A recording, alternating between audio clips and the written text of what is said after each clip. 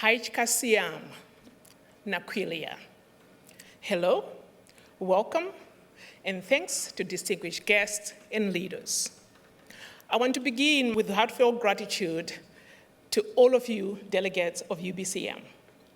You entrusted me to be at the helm for the last 2 years, and it has indeed been an honor to be serving you. Together, we have navigated challenges, we have celebrated successes, and we have strengthened the voice of local government in British Columbia.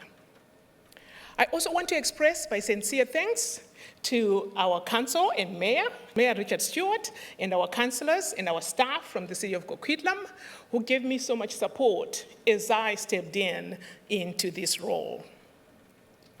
To my husband, Alex, who is also in the audience, you are my unwavering pillar of support, and thank you for being by my side every step of the way. And I cannot do so without thanking my daughter as well, who is watching from George Washington University, because her encouragement keeps me going even from afar. But better yet, I want to thank my sister Kanu, who is also here today, who came all the way from Phoenix to support me. Your presence today is deeply meaningful, and thank you.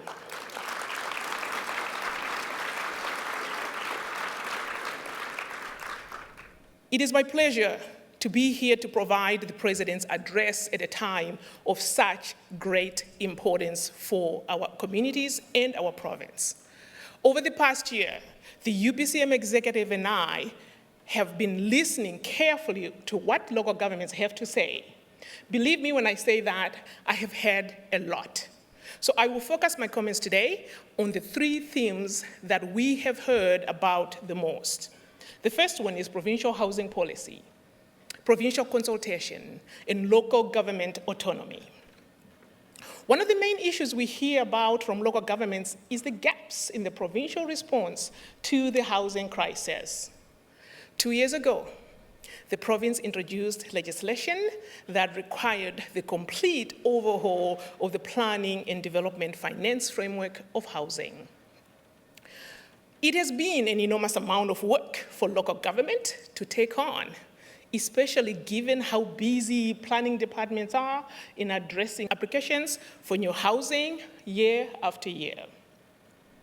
It is a credit to local governments that they have dedicated the resources necessary to implement many of the policies and the policy changes that the province brought forward.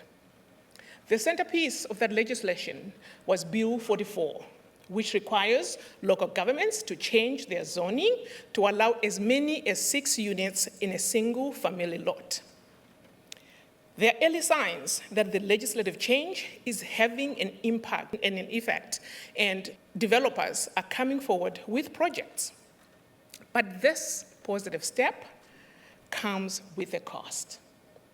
The legislation allowing multiple units on a single family lot is driving increased demand for local services like water, like sewer, roads, and stormwater.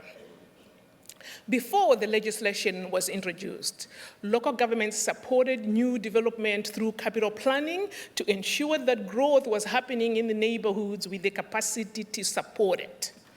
But the new provincial rules weaken this link between infrastructure and land use planning. The upgrading of aging infrastructure is happening now in a way that is less structured and much more expensive, I might add.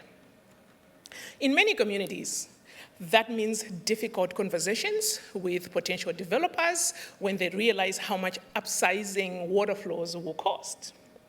That is why the UBCM executive is sponsoring a special resolution asking the province to commit to an infrastructure funding plan to support the growth that it is mandating.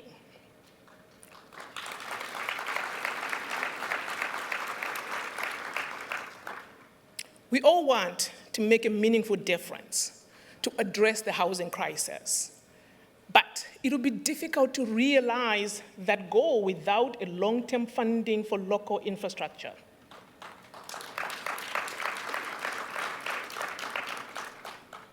We cannot lose sight of the fact that even with new provincial housing policies, provincial permitting continues to be one of the biggest obstacles to getting homes built. Several ministries play a role when it comes to the development approval process. Receiving the necessary permits adds months to the time it takes to get an approval. For example, BC Hydro delays continue to be a major obstacle. While building 6 homes on a lot seems great in a vacuum, that kind of growth often requires hydro infrastructure upgrades that come with a 6 to 9 month delay. What we are also hearing is that the province's housing legislation is often at odds with other pieces of legislation, such as the Heritage Conservation Act, which I will speak about in a few minutes. Local governments have raised these issues before, and the province has made commitments to improving approvals. I think it's time that they showed us the work, show us how it's improving. In addition to the impacts of Bill 44 and the issue with provincial permitting, local governments also have much to say about social housing. As the UBCM president, I had the pleasure of sitting on the BC Urban Mayors Caucus, and one of the matters that has come up in that group frequently is the gap between the need of social housing and the provincial plan to meet it. UBCM volunteered to design a survey and report back with the findings. On Monday, I was pleased to join Mayor Auto and others as we shared the results of the survey with the BC Urban Mayor Caucus. The beauty of the report is that the province cannot dispute the numbers because we're using their figures in the report. What we found is that in 14 urban municipalities, there are 21,000 households on BC housing waitlist.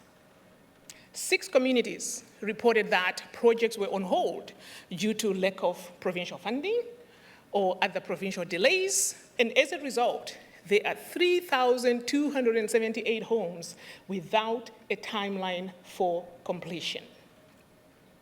For years now, local governments have been stepping up to fill the gaps left by the provincial government.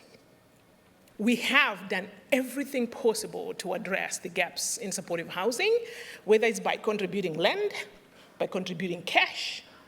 We are also taking significant steps by putting additional expenditures for first responders, for example, in community outreach, and much more. The province has made investments. We thank them for that. But there is a need to scale those up to match the need in our communities.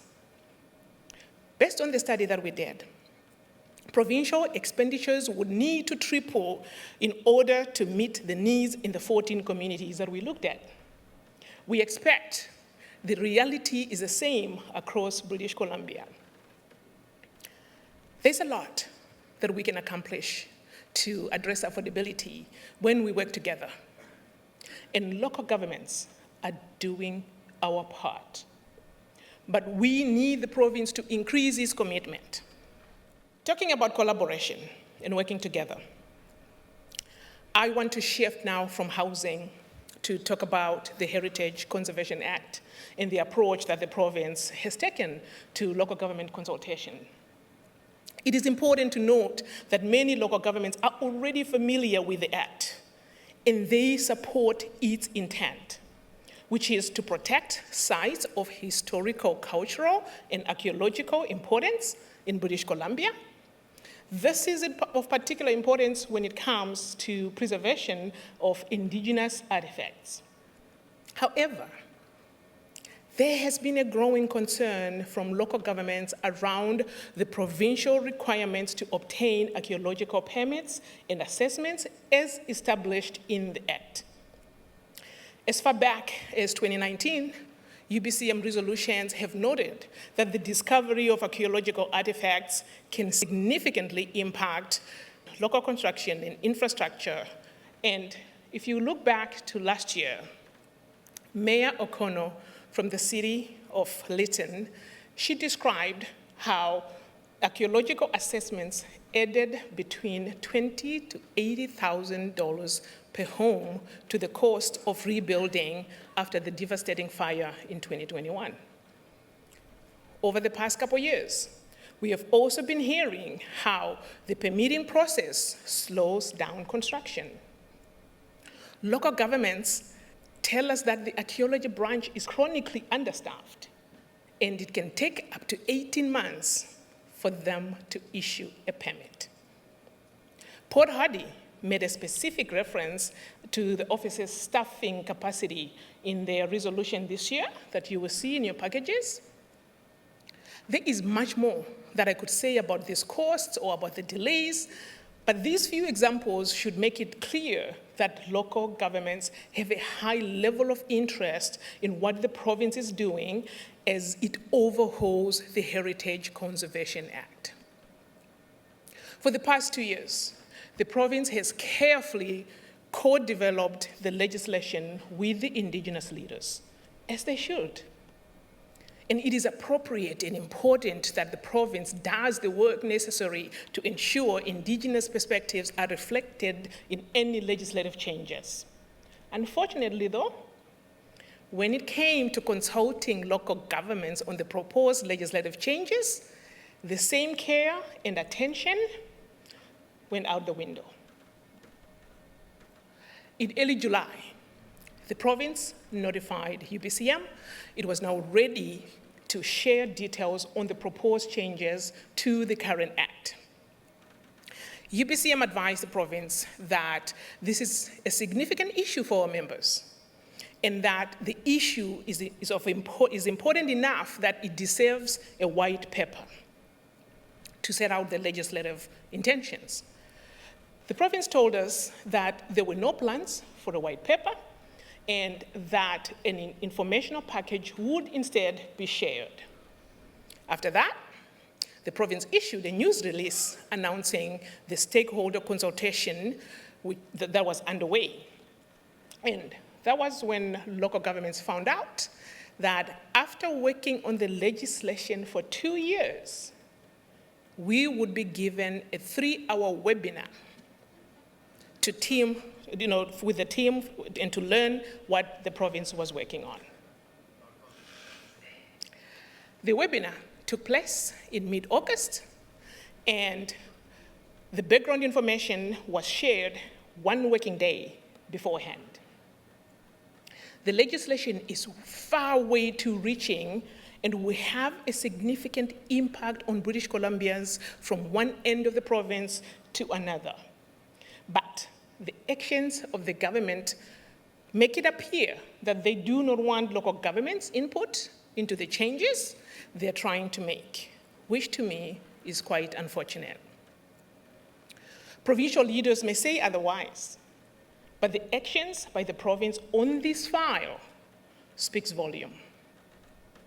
UBCM wrote to the Ministry of Forests before the webinar to say the process was rushed, and it was late, and it lacked meaningful detail. So far, the province has not offered anything more substantive. And let me say again, it is appropriate and important that Indigenous groups were involved in this process. But the contrast in the province's approach when it came to engaging local government is stark. We need open, transparent, and open conversations that have the potential, with things especially that have the potential of significantly impacting the work that we do.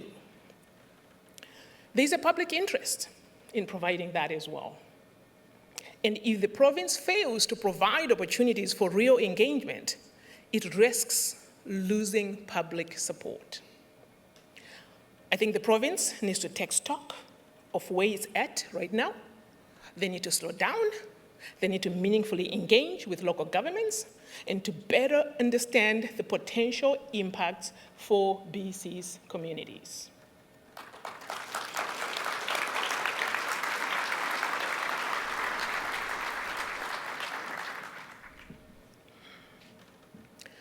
Another matter of particular importance to local governments is responsible conduct.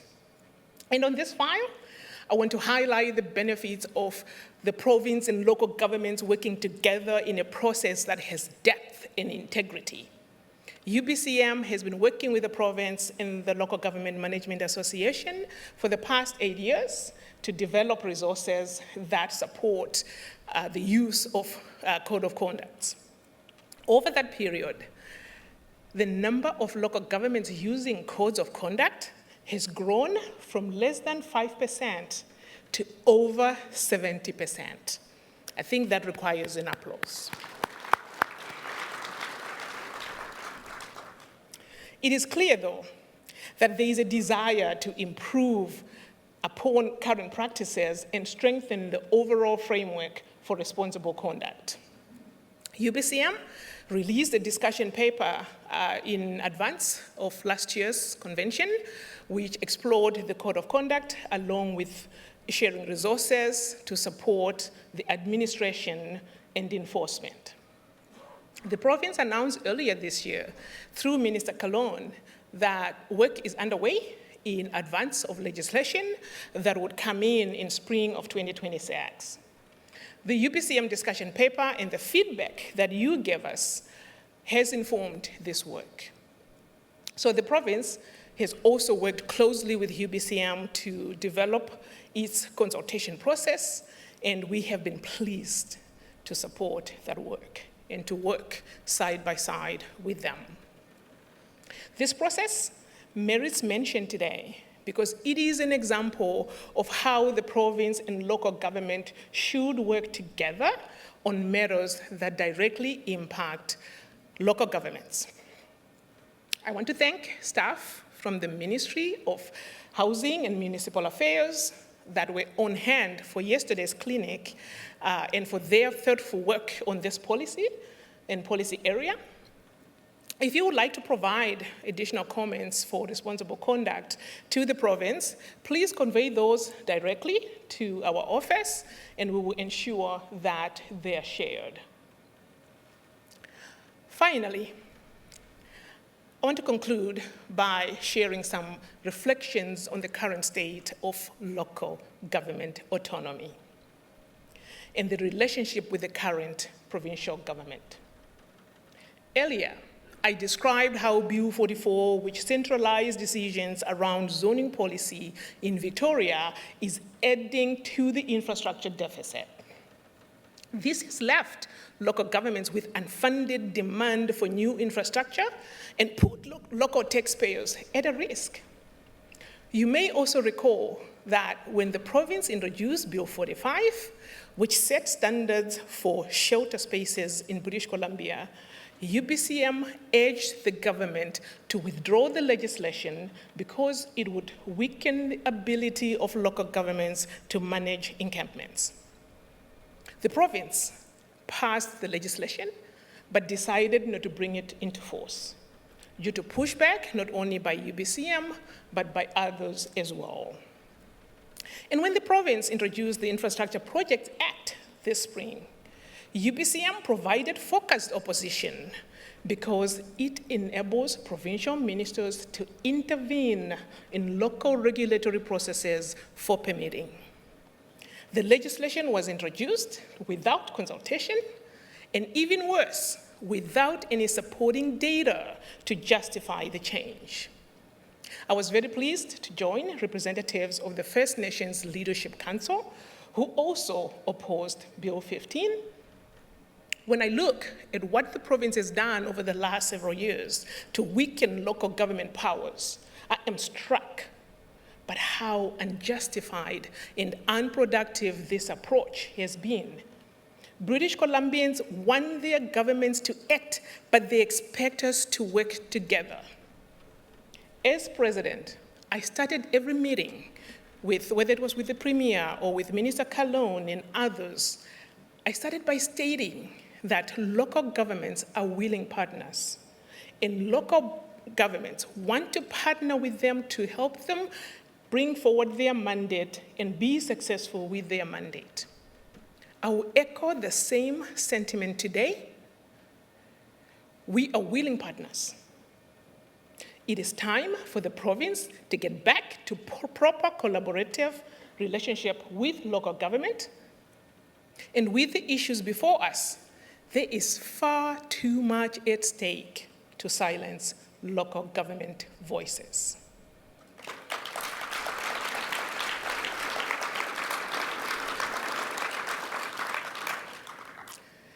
As I complete my presidency, I do so with immense pride in what we have accomplished together, and with the deep hope that what we have lying ahead is work that we have to really buckle up on. Thank you to the UBCM board, the executive, and the staff from UBCM for your dedication and steadfast commitment to the work and to everything that local governments does. UBCM is stronger, more united, and more prepared than ever because of what you have done. Advancing the issues that matter most to our communities is being successful because of all of you. The baton now passes forward, but our shared journeys continues. Thank you for your attention this morning, and I wish you the very best over the remainder of the convention, and I will see you around. Thank you so much for having me.